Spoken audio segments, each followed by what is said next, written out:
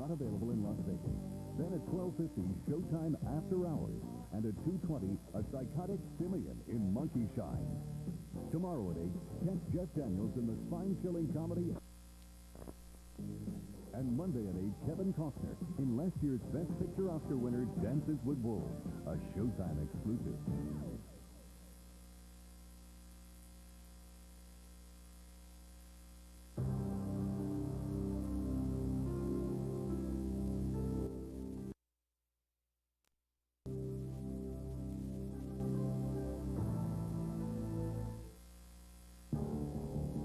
The comeback.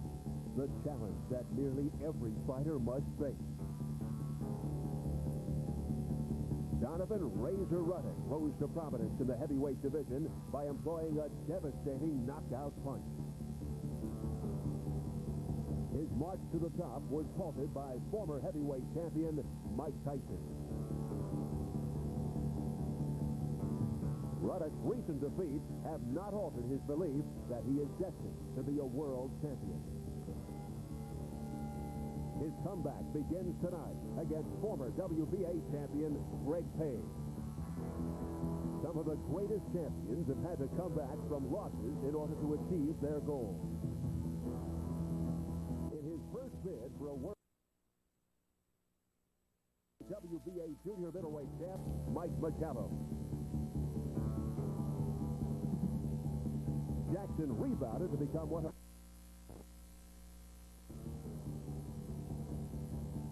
this boxer has come all the way back to win world titles as a junior middleweight and middleweight. Jackson defends his middleweight championship against Ismael Negron. Some boxers continually face the challenge of the comeback. Throughout his career, Bert Cooper has been on the brink of upsetting the world's top heavyweight. He hopes to bounce back from his loss to Evander Holyfield tonight against Cecil Coffey.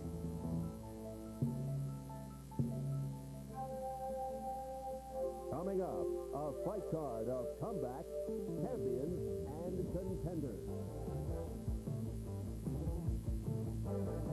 Live from the Grand Ballroom at the Mirage Hotel in Las Vegas, it's Showtime Championship Boxing.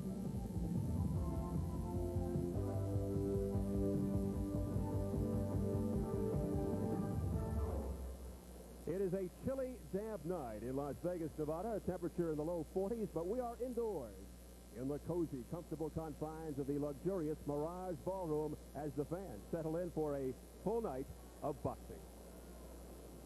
Hello again, everybody. I'm Steve Albert. Welcome to another edition of Showtime Championship Boxing. We begin tonight on a very serious note. Here at Showtime, we covered Mike Tyson's last two fights.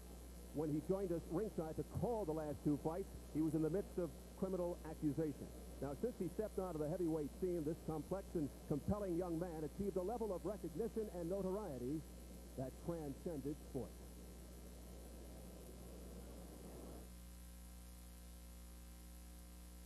Rules of New York by harnessing his natural gift for combat. Those fistic skills transformed him into the youngest world heavyweight champion in history.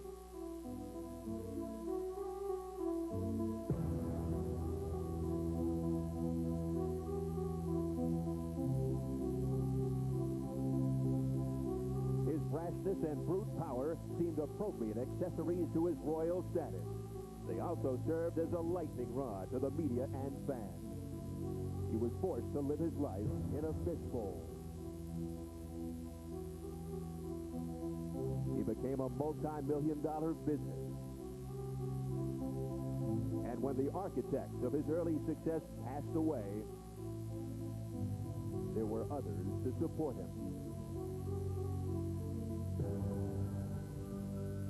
While personal problems and distractions outside the ring chipped away at his aura of invincibility, the upset loss to Buster Douglas proved that he, too, was human.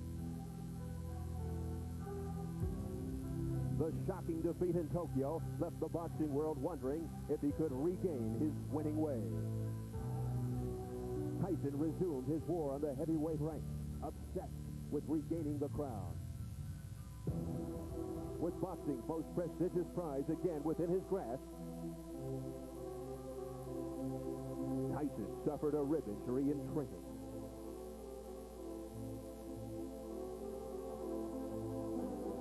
More damaging to his career than the injury, however, was the fateful trip to Indianapolis. The career that seemed endangered after Tokyo, that seemed revived after 4 consecutive victories, was in jeopardy due to an accusation of rape. The world watched as Tyson was indicted and convicted. Mike Tyson's powerful fist had propelled him to astounding heights. What remains for him now may be out of his hands. I'm joined now by my partner, the fight doctor, Bertie Pacheco. You got to know Mike Tyson. Here's a guy who had it all. What do you make of his situation? Well, it's an old story, you know. The kid that comes out fights so hard to get victory, to get where he wants to go, and then he stumbles and falls.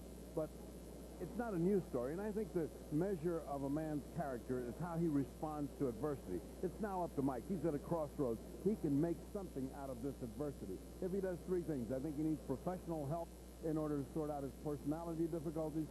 I think he also should expand his mind. You know, a few months ago when we were doing these shows, I went over to do an interview with him that was going to be 15 minutes at his house. It expanded to about 5 hours of talking about books. I'm not talking about books on boxing. This guy was reading biographies. He was comparing Slaughter of the Lamb's books to the movie. He was very bright and articulate. I enjoyed talking to him, and I thought, what a waste. This guy can really develop his brain. If he can do that, and if he also can maintain the physical abilities that he has, I see no reason why he can't come back and challenge for that which was taken away from him, or which he lost in the ring.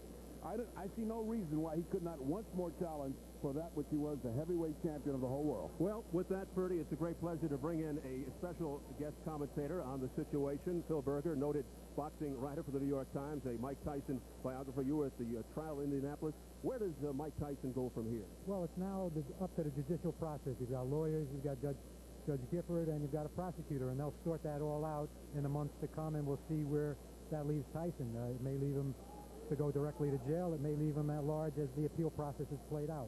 From a boxing standpoint, is Tyson's career over? Well, again, that's going to be part of the judicial process, and it'll depend on the jail term that he draws, how soon he gets out, and what kind of frame of mind he's in as to whether he wants to fight again or not. Phil, how about an overview of Mike Tyson's career in your estimation? Well, Mike Tyson came along at a time the heavyweight division was really almost defunct. There was no life in the heavyweight division, and he brought the passion and a dynamic kind of performance to it that enlivened the heavyweight division, and he really made a name for himself, and the shame is that he's now blackened that name. And with Tyson out, where does this leave the heavyweight division today?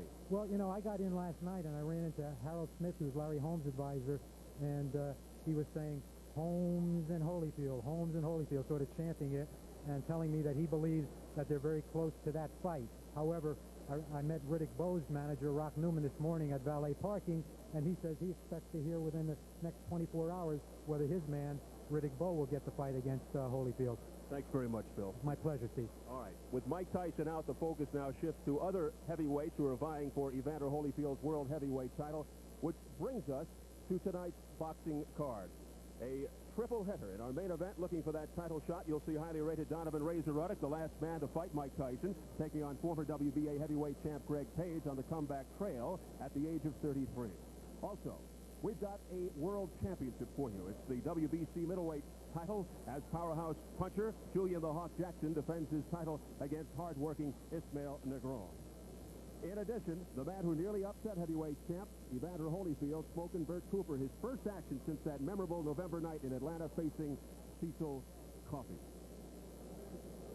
And Bertie, just what is the state of the heavyweight division right now? Can the young Lions and the old Codgers keep things going? Well, I think it's in a state of excitement and anticipation. You have 5 young kids that are all either undefeated or barely defeated, challenging Razor Ruddock, Ruddock Bowe, Lennox.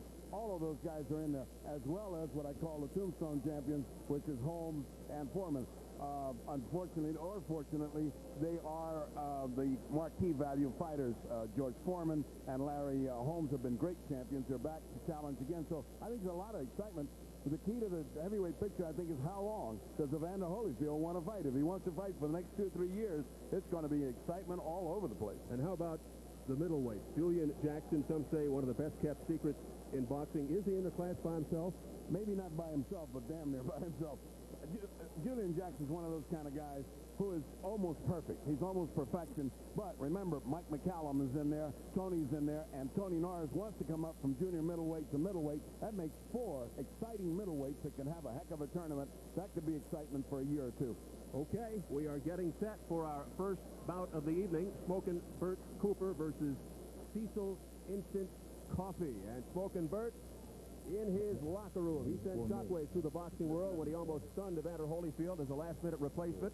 He is rated number 9 by the WBA, number 10 by the BC, number 12 by the IBF. Meanwhile, Cecil Coffee is unranked. Now, to get title shots, do guys like Cooper and Coffee have to get lucky breaks like Cooper got as a last-minute replacement for Francesco Damiani against Evander Holyfield? That wasn't a lucky break. That was a miracle. And in order to get a miracle, you want to have to win decisively tonight to have the opportunity to stand there when they're looking for somebody and be there. If he loses tonight, it's bye-bye. If he wins, good. If he wins like he should win tonight, then he's standing there for another shot. Well, Smokin' Bert Cooper certainly took his best shot on that fateful night, November 23rd, 1991, against Evander Holyfield in Atlanta.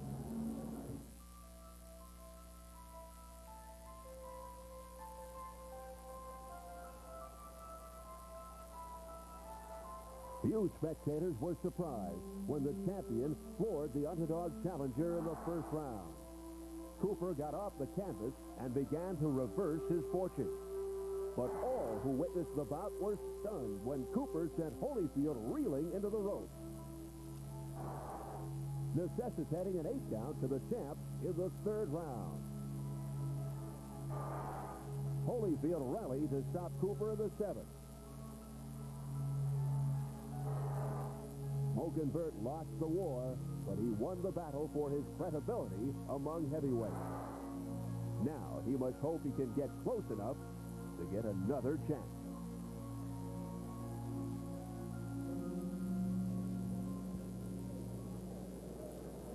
And now in the ring for the first time since his near shocker against Evander Holyfield, Smokin' Bert Cooper, who proved to the world, at least in his mind, that he is a worthy contender, looking to capitalize on that November fight.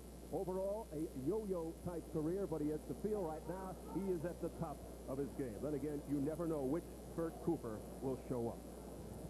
And Cooper's opponent, Cecil Coffee, who falls under the category of club fighter. He told us he is fully aware of how vital, how important tonight is, his biggest fight ever. Tonight he tries to enhance his reputation by stunning a man who came so close to upsetting the champ of the world, Coffee, a 7-1 underdog. Let's go to the numerical breakdown, the tail of the tape. Cooper, in so many wars, he actually looks older than 26.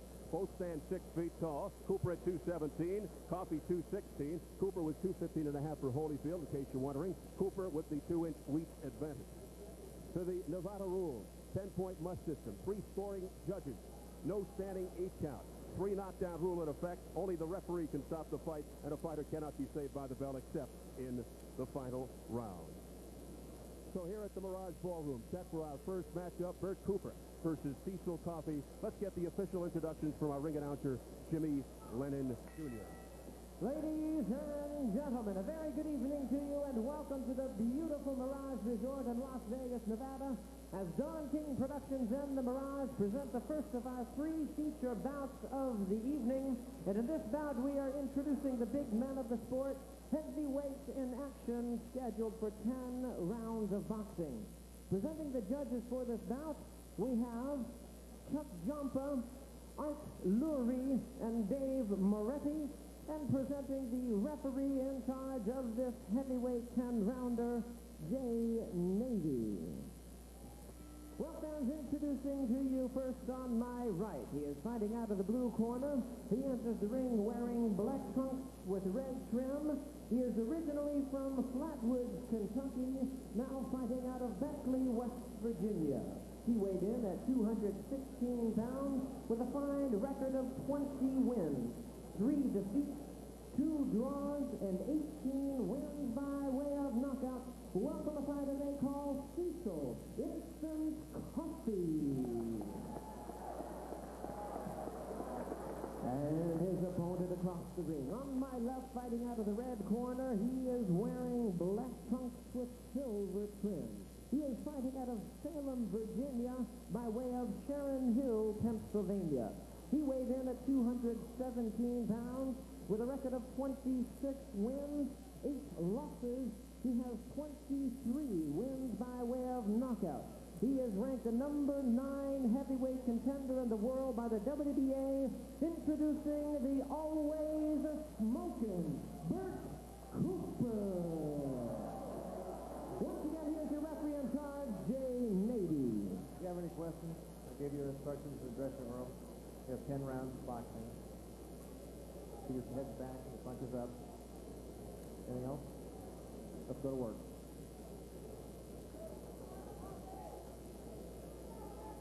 So we're getting set for Smokin' Bert Cooper against Cecil Instant Coffee.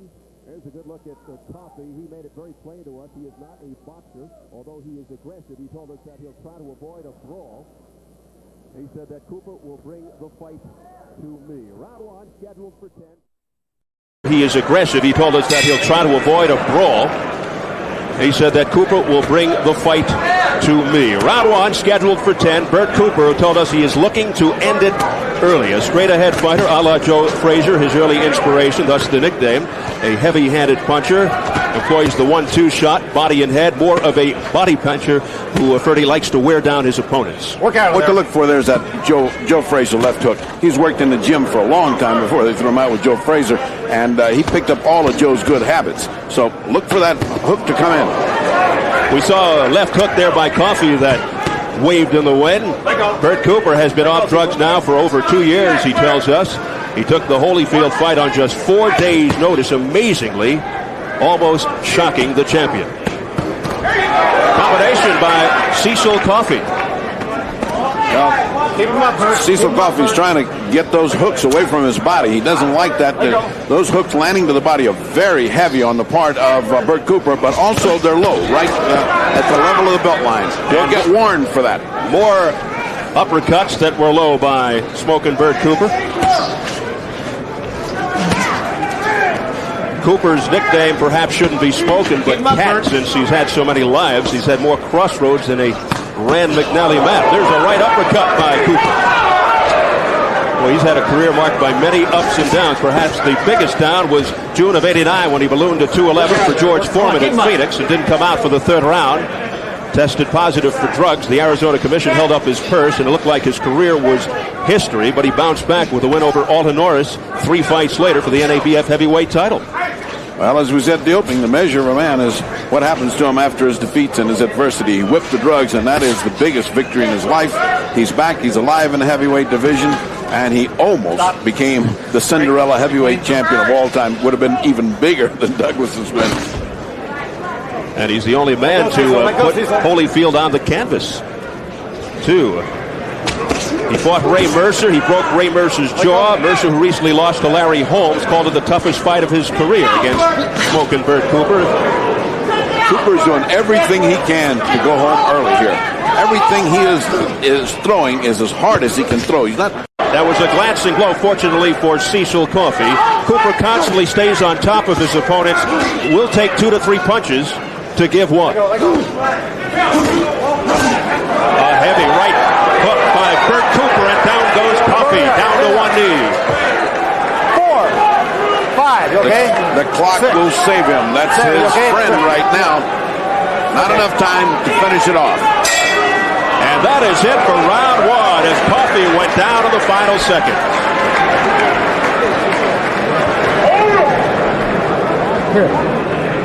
Breathe. Well, that's your last one. Okay, Cecil, look at me and understand what I'm saying. The reason why you got caught that time is because you didn't step inside and walk him to the right.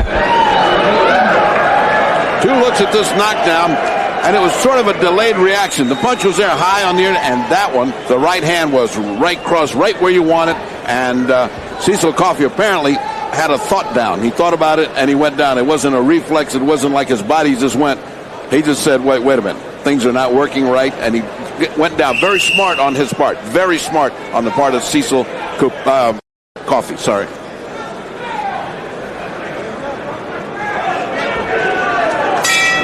Round 2.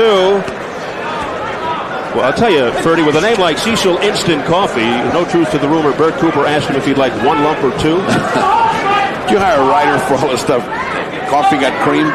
We got all of those remarks out of our system the first 2 rounds. We're sorry, folks. Well, Cecil Coffey looking to bounce back. He talked to us a great deal about his 2 children and his wife, Shani. I don't think that's on his mind right now. He is looking to survive against Bert Cooper here in the early goings of round 2. Exactly what he told us he didn't want to happen. A shootout in the early rounds is happening to him because he does not know how to keep off Bert Cooper, who is determined to get out of here early. Coffey's fans watching back in Flatwoods, Kentucky, population 10,000. Cecil told us he's doing this for his wife and kids. Coffey, a former 3-time West Virginia Golden Gloves heavyweight champ. Bert Cooper rated number 9 by the WBA, number 10 by the BC, out of Philadelphia, Pennsylvania. Oh, down goes Coffey again. And blood streaking from his nose. He might have broken his nose on that one, and he's over. He's not getting up. If they let that continue, something's wrong. I mean, look at him. He doesn't even know where he's at. Referee Jay Nady calling time to get the doctor. It is all over. It is all over here in the round 2.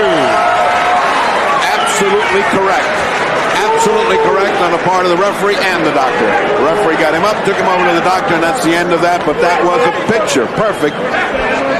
Left uppercut set up just as it should be by a punch to the body, and then a perfect. I don't think we've seen a left uppercut like that since Holyfield flattened Douglas with that wonderful uppercut. Look at that cut on the bridge of Coffey's nose.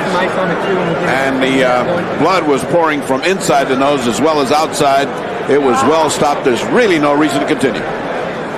Blood cascading from the nose of Cecil Coffey. That was beautiful. Very tight. All right, let's watch this textbook uppercut. There's the body shot. There's the uppercut. Just like they teach it in the gym. It couldn't be better. Loud boos for Don King, who's entered. What has he done recently? He just comes over to congratulate Cooper and console Coffey. And from overhead, any angle you look at, just as painful to watch. That angle might have even been better to watch the precision with which that punch and the force with which it landed. It could not have been better. Well, I guess it was 1 lump all Bert Cooper needed against Cecil Coffey. Right to the bridge of the nose of Coffey. And they're still working on the schnoz. 28-year-old Cecil Coffey out of Flatwoods, Kentucky. Let's go up for the official word. Our ring announcer, Jimmy Lennon Jr.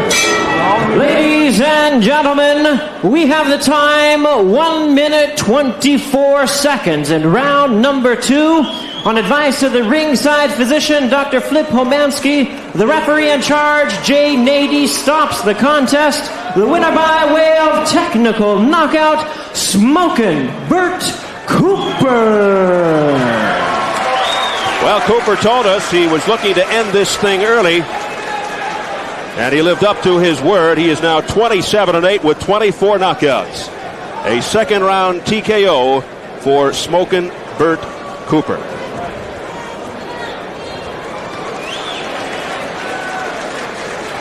Coming up next here is Julian Jackson looking to defend his.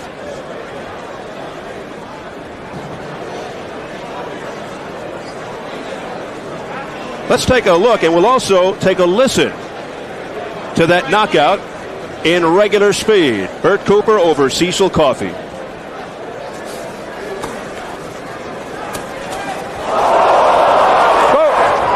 Over there. Go there. 4, 5, 6, 7, 8. Get up. 9. Take a look here.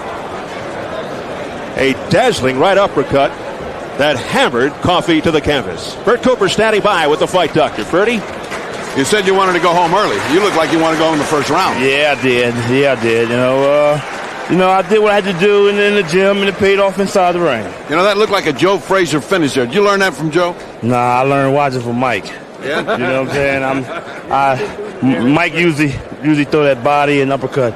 So I just, Right. We've seen it about 4 times. Now, you describe what that was. It happened so fast. You tell me exactly what you threw. Okay, it was a right hand and right hand to the body. Yeah, and brought it up to the middle with a hook.